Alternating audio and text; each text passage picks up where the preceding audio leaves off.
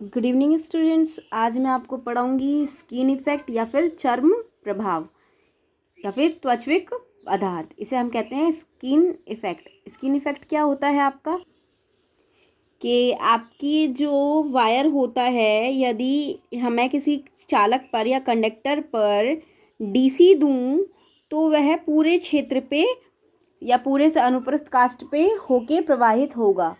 ठीक है, जैसे कि मैं आपको समझाती हूँ डायग्राम के थ्रू। यहाँ जाइए आप।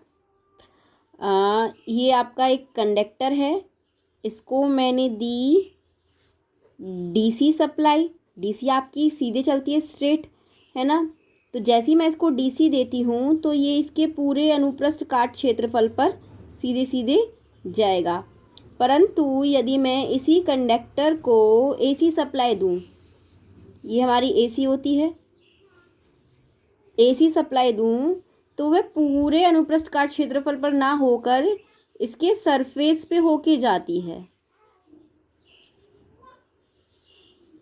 ठीक है, तो ये हमारे पूरे में तो होते ही नहीं है, सिर्फ सरफेस पे होके जाती है। यदि सरफेस पे होके सीधे सीधे जाएगी तो आपकी जो करंट होती है वो क्या करती है, वो शॉर्ट रास्ता चूज करती है ऑलवेज। तो यहीं से ही वापस होने के कारण इसमें क्या होगा, करंट जो है ज़्यादा जाएगी। करंट ज़्यादा जाएगी तो आपके हीटिंग लॉसेस जो होते हैं which is I square R T, that mean H बराबर आई स्क्वायर आर। यदि टेम्परेचर भी ना हो तो आपके हीटिंग लॉसेस बढ़ जाएंगे। यदि आपके हीटिंग लॉसेस बढ़ जाएंगे तो आपको लॉस होगा, इसीलिए इसे हम कहते हैं स्किन इफेक्ट। ये हमारे किसी भी कंडक्टर में एसी पे होता है। यदि हम किसी कंडक्टर को डीसी देंगे तो ये वाला स्किन इफेक्ट नहीं आएगा। ये आपका स्किन इफेक्ट है, एक बार मैं पढ़ के बता देती हूँ आपको। डीसी लाइन चालक के संपूर्ण अनुप्रस्थ काट क्षेत्र पर समान रूप से वितरित होकर लंबाई की ओर प्रवाहित होता है। इसलिए चालक के समस्त अनुप्रस्थ काट क्षेत्र पर धारा घनत्व समान रहता है, अर्थात चालक समस्त परत पर डीसी का मान समान रहता है। परंतु इसके विपरीत एसी या फिर प्रत्यावर्ती धारा लाइन चालक के संपूर्ण अनुप्रस्थ काट क्षेत्र पर समान रूप से वितरित होकर प्रवाहित नहीं होती, अपितु केंद्र के बाह्य परतों की ओर एसी का मान अधिक रहता है। इस प्रकार चालक के समस्त अनुप्रस्थ काट पर धारा का घनत्व समान नहीं होता। परिणाम स्वरूप डीसी की अपेक्षा एसी के अंतर्गत लाइन चालक का प्रतिरोध कुछ अधिक होता है। लाइन चालक में एसी का परतों का संकेंद्रित होकर प्रवाहित होने की इस प्राकृतिक घटना को त्वचविक प्रभाव कहते हैं या फिर स्किन इफेक्ट कहते हैं।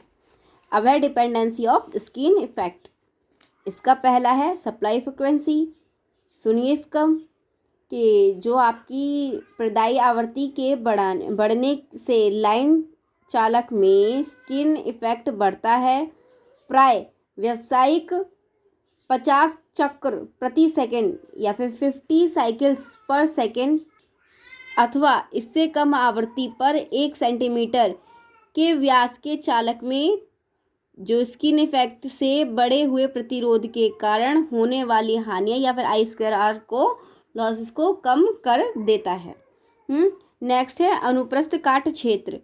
ठीक है, लाइन चालक का अनुप्रस्थ काट क्षेत्र बढ़ाने पर जितना ही आप उसका चालक का क्षेत्र अनुप्रस्थ काट क्षेत्र बढ़ाएंगे उतना ही उसमें स्किन इफेक्ट बढ़ेगा। अब है चालक पदार्थ की चुंबकशीलता। चालक पदार्थ की चुंबकशीलता के बढ़ने से उसमें स्किन इफेक्ट बढ़ता है, अर्थात समान साइज के विभिन्न पदार्थों से निर्मित लाइन चालक में समान आवृत्ति पर स्किन इफेक्ट भिन्न भिन्न होता है।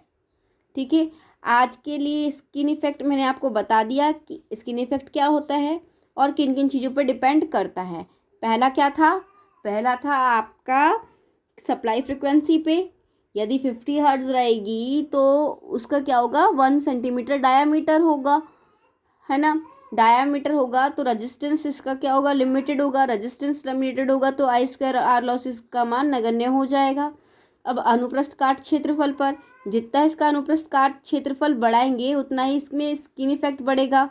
अब है उसकी चुंबकशीलता। ठीक है, यदि हम किसी भी चालक का साइज बढ़ाते हैं तो उसमें उसकी चुंबकशीलता भी बढ़ती है, और जैसे ही चुंबकशीलता बढ़ेगी, चुंबकशीलता के बढ़ने के साथ साथ उसमें स्किन इफेक्ट भी बढ़ता चला जाएगा।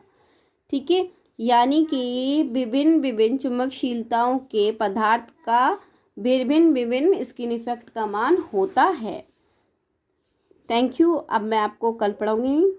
धन्यवाद।